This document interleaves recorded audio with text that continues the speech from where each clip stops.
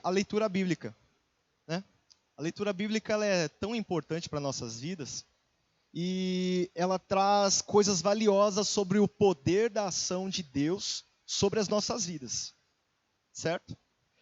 E principalmente quando lemos o Velho Testamento. Quando nós vemos o Velho Testamento, nós vemos várias manifestações da glória de Deus, daquilo que Ele fez com o povo, daquilo que Ele fez em muitas vidas, aquilo que Ele operou, aquilo que Ele manifestou. Lá nós observamos o cuidado dele sobre nós, nós observamos o amor demonstrado ao criar todas as coisas, até mesmo o Salmo 18 ele fala sobre isso daí. Os céus proclamam a glória de Deus e o firmamento anuncia a obra de suas mãos. Olha só que texto lindo, Salmo 18 fala sobre isso daí. Lá também no Velho Testamento, fala sobre a importância de sermos disciplinados.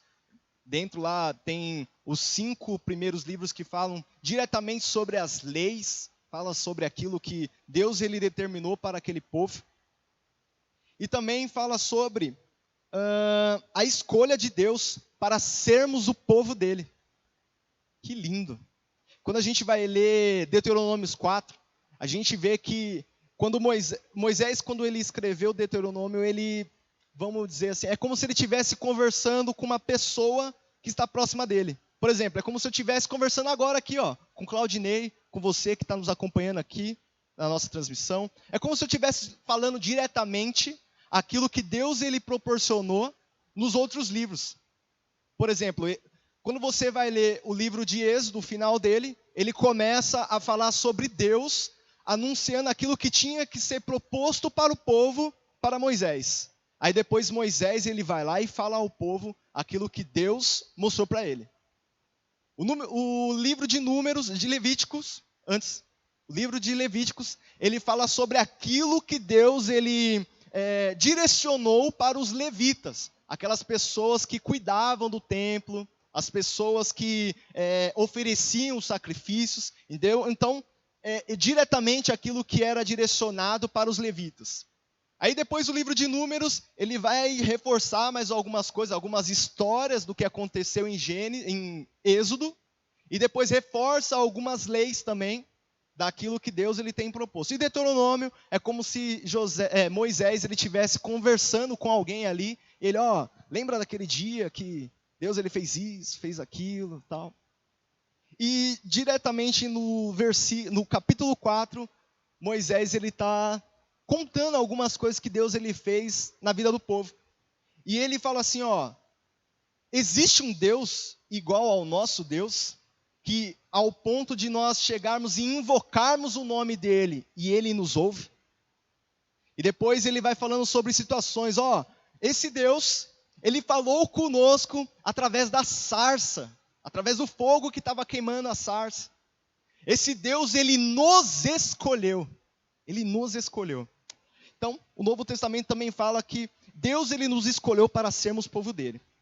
Só que o que eu quero compartilhar com vocês essa noite é sobre o plantio e a colheita. E a importância dessas duas ferramentas que Deus ele nos presenteou. O plantio e a colheita. Foi algo que Deus ele nos presenteou para que nós fôssemos bem-sucedidos, prósperos em nossas vidas. Vamos orar? Senhor Jesus, obrigado, Pai. Seja feita a Tua vontade nessa noite. Amém? Amém. Então, para nós começarmos, nós vamos começar a partir de Gênesis 6, falando um pouco sobre Gênesis 6.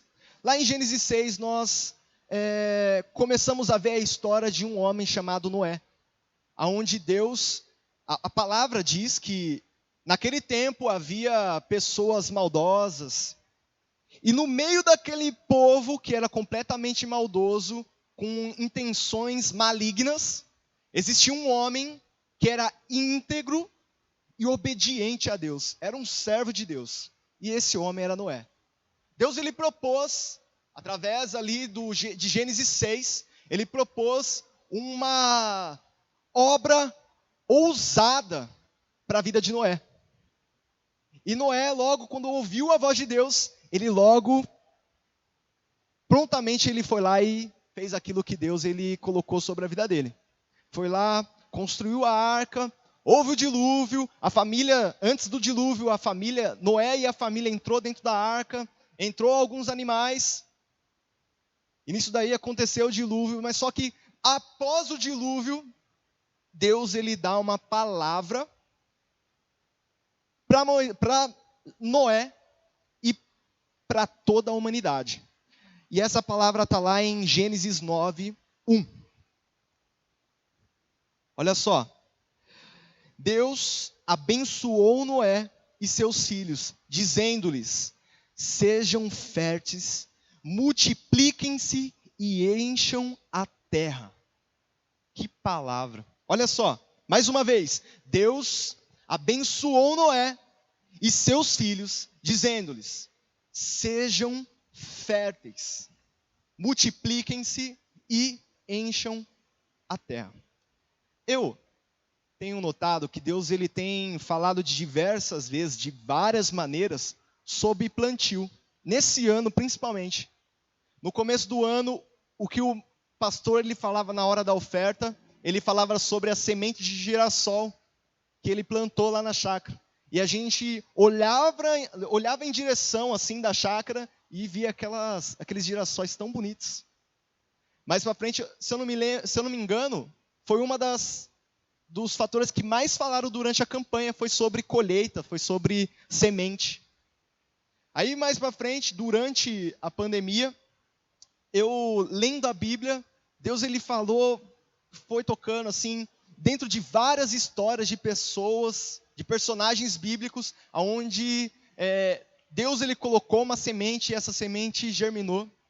Também eu olhando o meu Instagram, eu fui seguindo algumas páginas sobre colheita, sobre plantio, e assim outras pessoas vinham e me adicionavam também.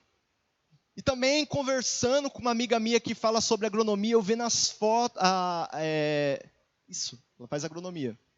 Vendo as fotos que ela postava, assim, da terra sendo mexida por aqueles tratores, uma coisa linda, linda, linda, linda, linda. E dentro de todas as histórias, da onde Deus ele tocou meu coração dentro desse assunto, colheita. Esses dias eu gosto muito de me informar, de ler jornal, de ler notícias, de ouvir jornal. E uma das coisas que mais me chamou há um mês atrás, que me chamou a atenção, foi sobre um produtor chamado Laércio Della Vecchia. Vocês chegaram a ouvir sobre essa notícia? Não? O Brasil normalmente ele é rico em produção de alimentos, certo? Só que esse rapaz, na safra de 2019 para 2020, ele surpreendeu o mundo dentro de uma questão de sustentabilidade. Antes de eu falar sobre a história dele, eu vou falar o que é sustentabilidade. Sustentabilidade é você aproveitar os recursos que tem hoje, pensando naquilo que vai ter amanhã, pensando em deixar matérias-primas para pessoas que ainda vão viver as próximas gerações. Isso é sustentabilidade. Quando você for pensar em sustentabilidade, é você usar de recursos naturais hoje de uma forma inteligente para que não venha deixar de faltar para outras gerações. Isso é sustentabilidade. E ele ensinou dentro da produção de soja, ele ensinou algo muito importante que vai mudar a produção nos próximos anos. Ele conseguiu, normalmente, quando você vai plantar, aqui no Brasil, a média por hectare é um pouquinho maior do que um campo de futebol. 1 hectare, eles colhiam dentro de 50 e 55 sacos de soja. Esse rapaz, dentro de 1 hectare, ele conseguiu produzir 118 sacos de soja.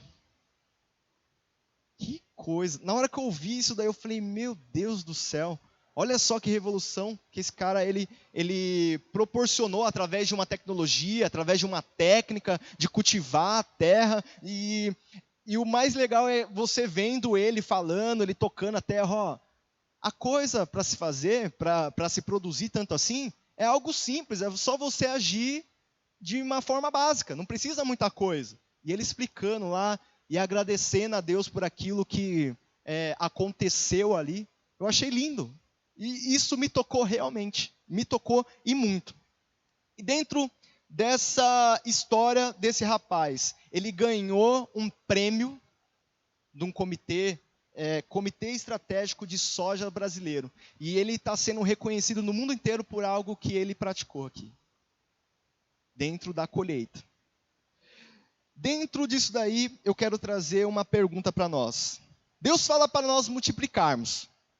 Qual tem sido o nosso passo, vamos dizer assim, sustentável, espiritual, para influenciar, contribuir e para melhorar uma próxima geração?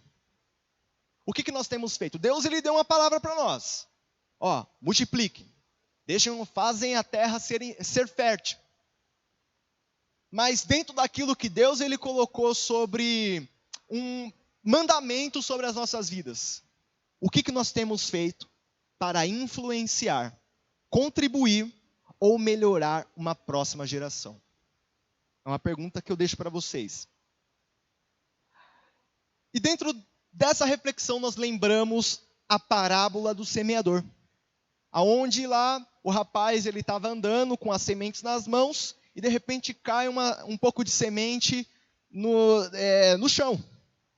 E fala que a ave vai lá e pega a semente. Aí mais para frente, ele deixa cair numa terra onde há pedra, onde é uma terra, vamos dizer assim, cheia de pedras.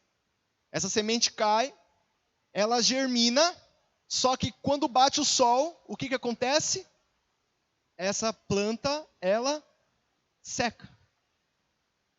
Mais para frente, no mesmo texto, fala sobre a semente que caiu sobre um lugar onde era cheio de espinhos. O que esses espinhos fizeram com essa semente? Sufocaram. E teve um outro lugar, onde essa semente, um quarto lugar, uma terra, onde essa semente, ela caiu, ela aprofundou na terra, uma terra boa, e ali naquela terra ela formou raiz, ao ponto dela ser algo magnífico, vamos dizer assim. Dentro dessa história nós podemos tirar 3 situações: a terra, plantio e a colheita. Eu não sei se vocês têm hobby de ter plantação, de ter uma plantinha. Eu vejo pessoas que dão até nome para vaso de flor.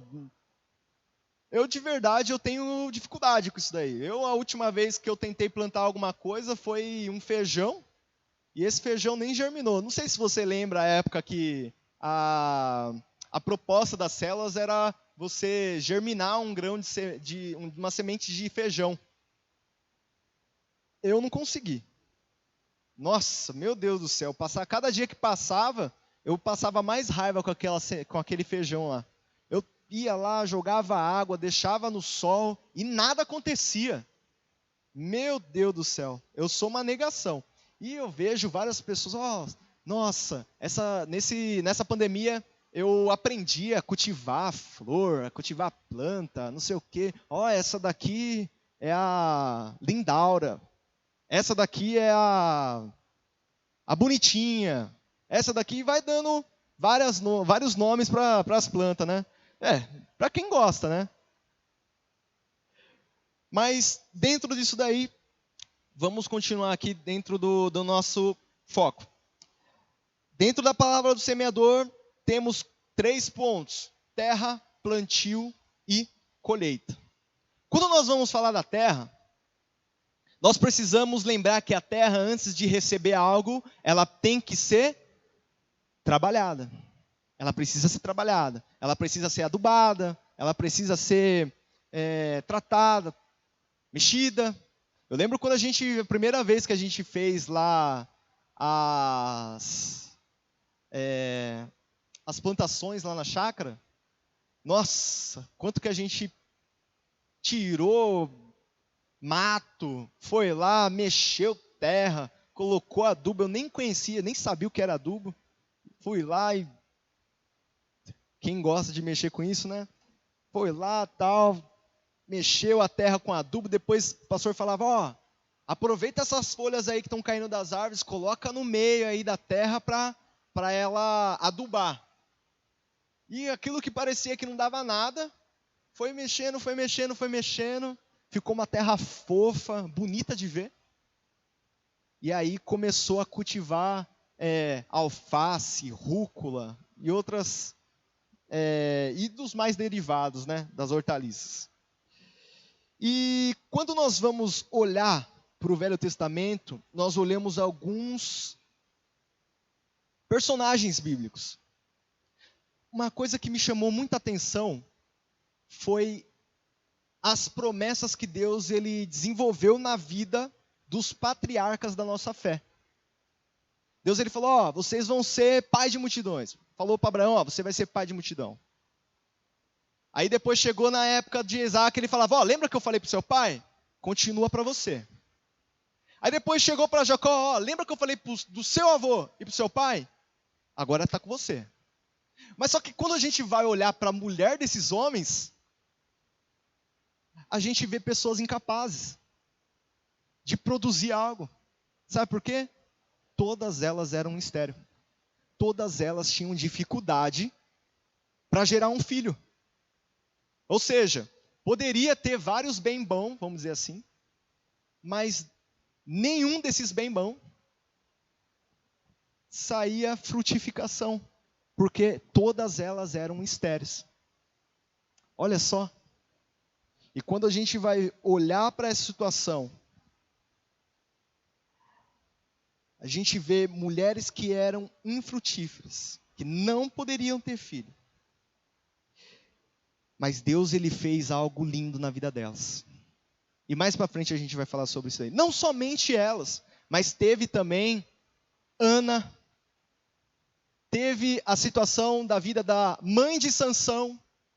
Mais para frente lá no Novo Testamento teve Isabel. Tantas mulheres onde Deus ele proporcionou algo. Mas aquela terra teria que ser trabalhada. Precisava ser trabalhada antes de receber uma semente que era do Senhor. E dentro dessa situação a gente vê a vida de Jó. Jó, a Bíblia fala que era um homem íntegro a Deus, mas Deus ele permitiu situações acontecerem na vida de Jó para trabalhar a vida dele para aquilo que Deus ele tinha de mais valioso para ele. E lá no capítulo 42 de Jó, lá no versículo 2, a gente lê esse versículo, ó. Depois de tudo aquilo que aconteceu na vida de Jó, lá no final, a palavra fala que ele se humilha e se entrega diante de Deus, dizendo assim, ó, sei que podes fazer todas as coisas. Nenhum dos seus planos podem ser frustrados. Que lindo! E ainda termina o versículo 5 dizendo assim, ó, antes eu te conhecia de ouvir falar, mas agora os meus olhos te veem. Uau! Que lindo! Ou seja, tudo aconteceu na vida de Jó, e vamos dizer, na vida dessas mulheres, para que a terra fosse trabalhada para aquilo que Deus ele tinha para colocar como semente ali. Antes de Deus ele vir e trabalhar em nossas vidas, ele colocar uma semente sobre as nossas vidas, ele trabalha a nossa terra. A nossa terra é o nosso coração. Deus ele trabalha o nosso coração. Deus ele trabalha, ele mexe através da palavra, através de canções aonde fala e demonstra o amor de Deus sobre as nossas vidas. Ele vai lá e vai adubando o nosso coração, vai mexendo, vai colocando vida. Antes de ele colocar a semente, precisa mexer o nosso coração. Olha só, Deus permite situações acontecerem em nossas vidas para que no final a gente conheça a Ele. Tudo acontece para que a gente venha ter o maior momento de nossas vidas, onde nós encontramos com o próprio Deus. E Ele fale conosco. E ali nós somos sensíveis a ouvir a voz dEle. Deus tem a intenção de ser conhecido através de você, através de nós. Mas para isso, você precisa abrir o coração para Ele. Você precisa. Deus, Ele quer ser conhecido através de você. Você é um instrumento na mão de Deus.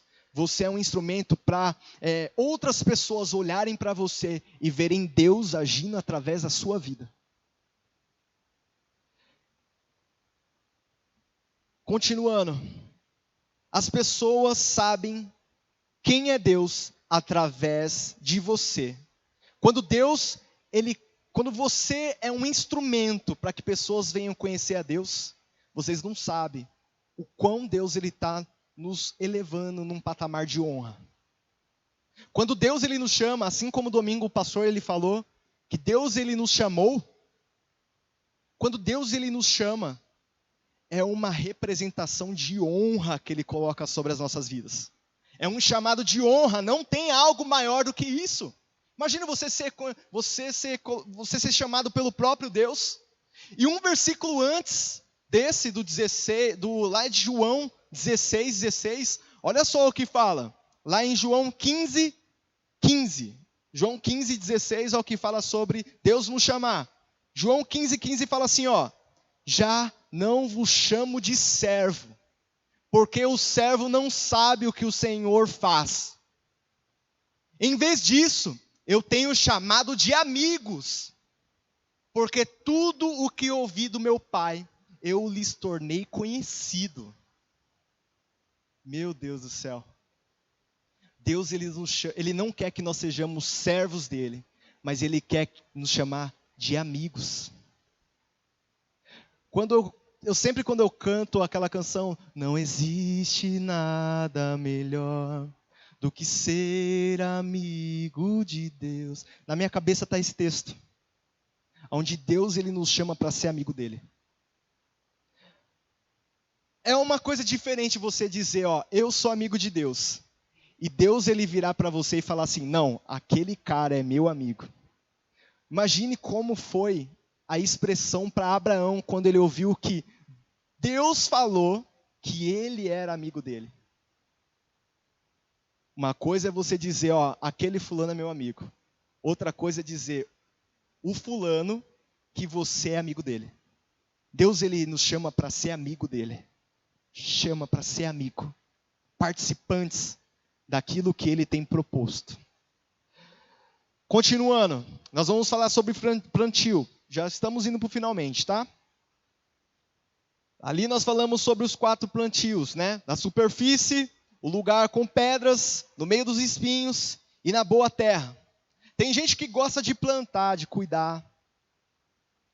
Na Bíblia mostra um rapaz que tinha sementes, mas não valorizou as sementes que Deus colocou sobre a vida dele. Esse rapaz se chamava Onã. Deus, a palavra mostra que Judá era filho de Jacó. E Judá ele tinha 2 filhos. O primeiro acabou morrendo. E a mulher desse primeiro ficou sem ninguém para cuidar dela. E na lei não, dentro da cultura dos judeus, o próximo filho acaba herdando essa mulher. E Onã era esse próximo filho. Só que no momento que ele tinha relações com ela, na hora de colocar a semente para produzir, o que acontecia? Ele jogava fora. E isso daí foi tão reprovável para Deus, mas tão reprovável, que ele acabou morrendo. E tem pessoas que têm a semente, mas acabam jogando essa semente fora. Valorize aquilo que Deus ele te confiou. Cuide para que a sua semente gere e dê frutos. Seja como aquela árvore plantada junto ao ribeiro, que onde as folhas elas não murcham, o seu fruto dão, e aonde a sua árvore dá um fruto no tempo certo. Seja como essa árvore junto ao ribeiro, aonde ela cresce, cresce, cresce, verdinha e sempre dê fruto. Não seja uma pessoa onde desperdiça a semente, onde desperdiça aquilo que Deus ele colocou sobre a sua vida, aquilo que Deus ele confiou sobre você, as pessoas que Deus ele colocou sobre a sua vida para que você viesse cuidar. As pessoas aonde surgem momentos aonde, vamos dizer assim, surgirão tiriricas na vida delas, mas você será algo de Deus na vida delas para tirar tudo aquilo que faz mal, daquilo que tira os nutrientes daquela planta e fazem aquela planta, aquela pessoa frutificar grandemente ao ponto de produzir muito mais. Seja assim. Olha Moisés. Antes do chamado, ele se via incapaz. Lá no versículo 3 de Êxodo, quando Deus ele chama Moisés para o chamado daquilo de levar o povo para a terra prometida, ele se sente incapaz. Mas durante a trajetória, ele colocou aquilo no coração dele, de levar aquele povo para a terra onde Deus ele tinha prometido para eles. E quando chega lá em Êxodo 32, quando o povo acaba pecando, quando Moisés ele estava no monte, e na hora que ele estava lá no monte, Deus ele falou, o povo está pecando lá embaixo, está construindo um bezerro de ouro para adorar. Moisés ele desce, quando ele vê tudo aquilo, ele fica indignado. E olha a resposta, olha só a oração que Moisés ele tem, uma das falas que Moisés ele tem com Deus, olha só. Êxodo 32. Mas agora, Senhor, rogo-te, perdoa-lhes o pecado desse povo. Senão, eu também não sou merecedor daquilo que o Senhor tem. Então, risca o meu nome do livro que me escreveste. Olha só o coração de Moisés. Ele se coloca como responsável por aquele povo. E quando aquele povo está pecando, ele fala assim, se esse povo está pecando, eu não sou merecedor, porque é eu que estou cuidando desse povo. É eu que estou sendo responsável por esse povo. Cuide do que o Senhor te confiou. Cuide. Seja determinado naquilo que Deus ele te confiou. Pessoas chegarão perto de você e você será um canal de Deus para essas vidas. Você vai cuidar dessas vidas, essas vidas vão germinar em nome de Jesus. E esses frutos continuarão em nome de Jesus. Amém? A colheita. Quando nós vemos colheita, aqui em Piracicaba nós somos benéficos no assunto de colheita. Sabe por quê? Porque, por exemplo, em São Paulo, quando você vai comprar, não tem uma época certa. Não é algo fácil de você ir lá, subir numa árvore e pegar uma manga. Não é fácil. É difícil. Aqui não. Quando dá a época de manga, a gente se enjoa de manga. Aí só em dezembro, novembro que vem. Aí depois chega a época de setembro, acho que setembro, que surge jabuticaba. Vai lá, chupa jabuticaba até encher. Aí depois só deixa para outro ano. Nós somos, dentro desse parâmetro de fruto em um tempo, nós somos presenteados por Deus aqui em Piracicaba. Nós sabemos que cada momento tem uma frutificação. Correto? E a Bíblia nos mostra um homem chamado Caleb. Deus prometeu algo a ele. E ele esperou por 45 anos por essa promessa. Quando Moisés ele chega e fala assim, vão lá espiar a terra. Foram 10. 10 não, foram 12. 12 foram lá espiar a terra. Quando aqueles espias voltaram da terra, falaram, 10 falaram assim, a gente não tem muita boa notícia daquela terra. mas somente 2 tinham notícias maravilhosas. Não, Deus ele é conosco, a gente vai vencer, a gente vai alcançar aquela terra. E por conta dessa atitude, esses 2, eles tiveram o direito de entrarem na terra prometida. E quando chega lá na frente, em Josué 14:6, Caleb ele se lembra da promessa que Deus ele tinha colocado sobre a vida dele. E ali numa conversa com Josué, olha só o que ele diz. Josué 14:6. Você sabe que o Senhor disse a Moisés, falando com Josué, o homem de Deus, em Cádiz, em Barneia, sobre mim e você. Ou seja, que eles tinham aquilo que Deus ele colocou sobre a vida deles para eles entrarem na terra. E depois no versículo 9, olha só o que ele fala. Por isso, aquele dia Moisés me jurou, certamente a terra em que você pisou será uma herança perpétua para você e os seus descendentes, porque você foi integramente fiel ao Senhor e ao meu Deus. Olha só, Deus ele tinha uma promessa. Ele tinha 40 anos. Passou 45 anos, ele foi receber somente com 85 anos a promessa dele. E olha só a promessa que ele ganhou. E continua. No versículo 13. Então, Josué abençoou Caleb, filho de Jefoné, e lhe deu Hebrom por herança.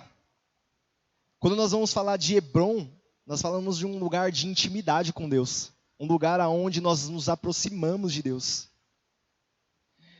Quando nós aceitamos o chamado de Deus, nós passamos por todo esse processo. No final, nós acabamos colhendo aquilo que Deus ele tem como promessa para nós. A nossa terra por herança. Os céus. Aquilo que somente Ele tem proporcionado para nós. Mas Deus ele nos chama, Ele nos convida para fazer parte dessa herança eterna. E é algo que já está sobre a nossa vida desde o início. A gente não faz as coisas para nós alcançarmos a herança. A herança já está sobre as nossas vidas. Nós operamos porque nós não somos mais cidadãos deste lugar. Mas nós somos cidadãos daquilo que Deus ele tem como promessa em nossas vidas. Nós não agimos mais por aquilo que nós estamos vendo aqui na terra, mas nós agimos por aquilo que o reino dos céus está estabelecido sobre as nossas vidas. Lembra todas aquelas mulheres lá que eram infrutíferas?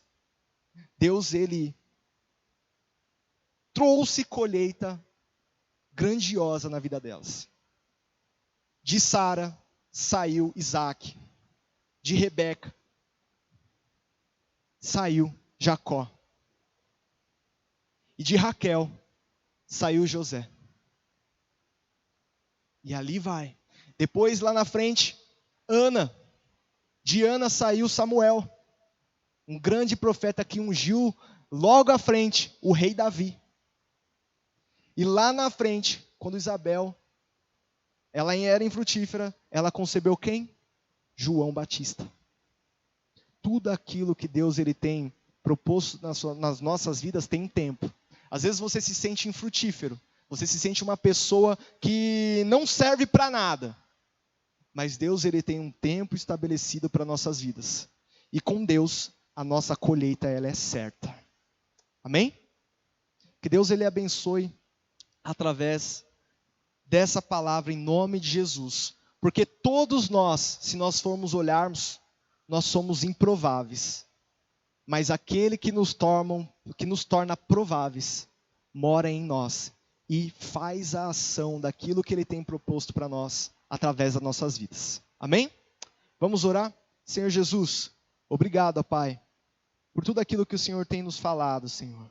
Obrigado por esse momento, onde nós aprendemos a cultivar a semente, ó Pai.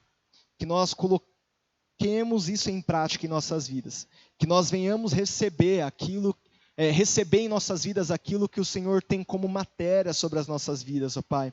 Aquilo que o Senhor nos deu, ó Pai, como ferramentas, aquilo que o Senhor nos presenteou. Que nós venhamos, ó Pai, aproveitar da melhor maneira, para que outras gerações, ó Pai, sejam influenciadas, ó Pai, pelo Teu amor.